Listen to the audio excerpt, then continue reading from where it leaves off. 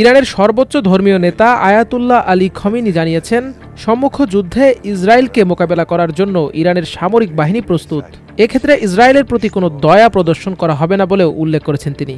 শুক্রবার সামাজিক যোগাযোগ মাধ্যম এক্সে বেশ কয়েকটি ভিডিও বার্তা এবং একটি ভিডিও পোস্ট করেন খমিনি।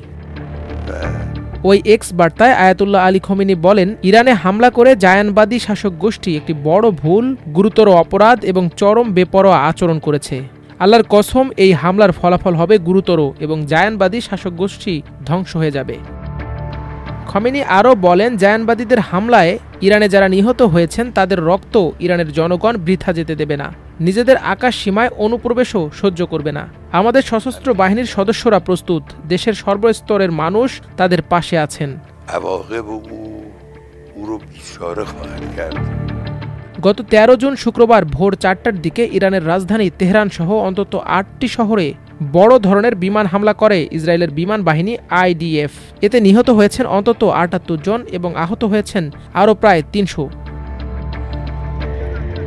ইরানের পরমাণু প্রকল্প ও সামরিক বাহিনীর স্থাপনাগুলোকে লক্ষ্য করে এ হামলা চালানো হয়েছিল। বার্তা সংস্থা AFP জানিয়েছে, হামলায় ইরানের অন্তত 100টি স্থাপনার ক্ষয়ক্ষতি হয়েছে। এদিকে শুক্রবার রাতে ওই হামলার জবাবে 100 ক্ষেপণাস্ত্র নিক্ষেপ করে ইসরায়েলে পাল্টা হামলা চালায় ইরান। এতে দেশটির সামরিক ও বিমান ঘাঁটিগুলো হামলার শিকার হয়। পরে শনিবার মধ্যরাতে ইরান নতুন করে আবারও হামলা চালায় দেশটিতে। এ হামলা শুরুর সঙ্গে সঙ্গে মাটির নিচে বাংকারে আশ্রয় নিয়েছেন ইসরায়েলের প্রধানমন্ত্রী বেনিয়ামিন নেতানিয়াহু। তার সঙ্গে রয়েছেন ইসরায়েলের নিরাপত্তা বাহিনীর প্রধান ও উচ্চপদস্থ মন্ত্রীরা। শনিবার ভোরে এক প্রতিবেদনে ইসরায়েলের সংশ্লিষ্ট কর্মকর্তার বরাত দিয়ে এ তথ্য জানিয়েছে CNN। ওই কর্মকর্তা CNN-কে জানিয়েছেন, ইরানের প্রতিশোধমূলক ক্ষেপণাস্ত্র হামলা শুরুর সঙ্গে সঙ্গে প্রধানমন্ত্রী নেতানিয়াহু একটি বাংকারে চলে যান। তিনি সেখানে বসে সামগ্রিক পরিস্থিতি আলোচনা করছেন। এদিকে রয়টার্স বলছে, ইসরায়েলকে লক্ষ্য করে হামলা চালিয়েছে ইরান।